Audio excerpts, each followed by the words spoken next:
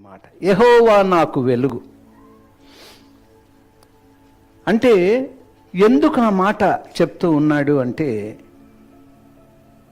వెలుగు దేవుడే అయ్యుంటే చీకటి అనేది ఎటువంటిదైనా, ఎటువంటి సమస్య అయినా, ఎటువంటి ఇబ్బంది అయినా, ఎటువంటి కరువైనా, ఎటువంటి పరిస్థితులైనా, ఏ రీతిగా మనం ఉన్నప్పటికీ వెలుగులో మనకి ఆనందం ఉంది, వెలుగులో స్వస్థత ఉంది, వెలుగులో ఆశీర్వాదం ఉంది.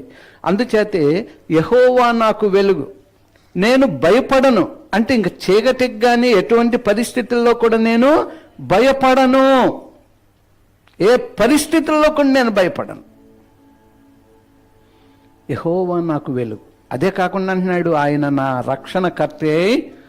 ఎంత గొప్పగా దావీదు మహారాజు ఈ కీర్తనలో తన జీవితంలో దేవుడు ఏమై ఉన్నాడు, అందుకే దేవునికి దగ్గరగా ఉన్నాడు ఆయన. ఆయన రాజ్యం స్థిరపరచబడింది, ఎందుకంటే వెలుగై ఉన్నాడు దేవుడు తన జీవితానికి. మన జీవితంలో ఎప్పుడైనా సరే, దేవా నీవు నాకు వెలుగుగా ఉంటే చాలు అనుకున్నామా? ఎందుకు అనుకోలేదు అంటే, మనం ఆయనతో సంబంధము కలిగిలేం.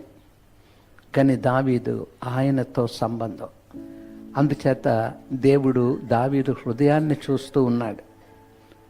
అన్నదమ్ములందరూ కూడా ఎత్తరులు, అజానుబాహువులు, అందగాలు.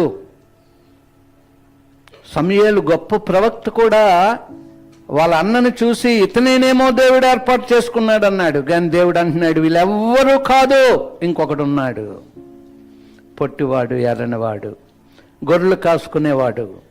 అటువంటి వ్యక్తిని దేవుడు రాజుగా చేశాడంటే, రాజుగా అయినటువంటి ఈ కాపరి, ఆ కాపరిని ఏమంటున్నాడంటే, ఆయన నాకు వెలుగై ఉన్నాడు, ఆయన నాకు రక్షణకర్త అయి ఉన్నాడు.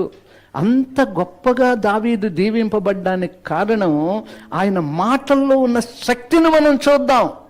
దేవుడే నాకు వెలుగు, దేవుడే నాకు రక్షణ.